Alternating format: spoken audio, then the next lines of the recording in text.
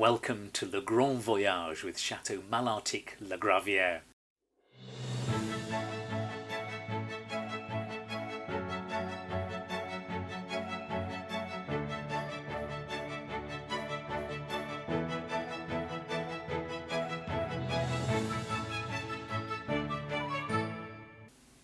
Talk to people who work in wine, and we've usually been asked some variation on the question, what is your desert island wine? Well, my desert island white often surprises people. It's white Bordeaux. I think the surprise comes in two forms.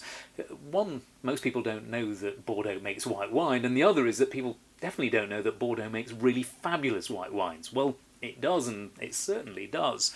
There's some interesting history here. Back in the early Middle Ages, when wine got really going in Bordeaux, you would plant white varieties next to red varieties all in the vineyard, higgledy-piggledy next to each other, and they would be harvested together, they would be fermented together, and the wine that people produced, it was this pinkish colour. It was called claret. Actually, if you could produce a white wine, that was rather more highly regarded. Over time, people worked out that you should do the reds and the whites separately, and the red wine became particularly highly prized, and it rather eclipsed these fabulous whites, which is a pity, because actually Bordeaux is a great white wine producing region. Think about where it sits right on the coast. You get these beautiful fresh breezes that come in from the Atlantic. It has these wonderful gravelly soils, and it has two fabulous varieties that it's very well known for. Amongst those who know, there's Sauvignon Blanc.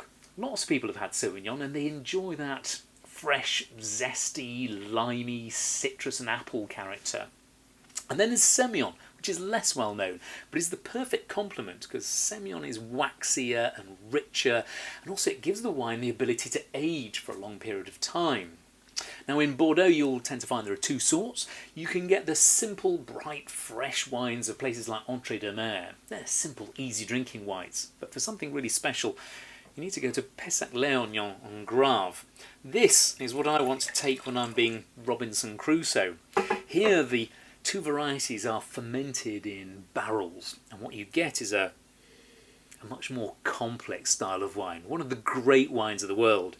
There's nectarine and peach and a touch of honey in here, and what else? A creamy nuttiness that's lifted by a beautiful zesty streak of freshness that runs right through it. Ooh.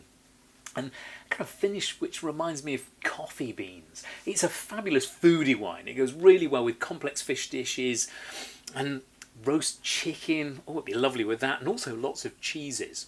Whatever you do over the next few weeks, go and try Bordeaux, but make sure you try a couple of white Bordeaux at the same time, because I think it's one of those styles of wine that will really surprise you. Most important thing though, make sure you come back tomorrow where we've got a story about Bordeaux from the past that brings us right up to date with the modern era. See you then.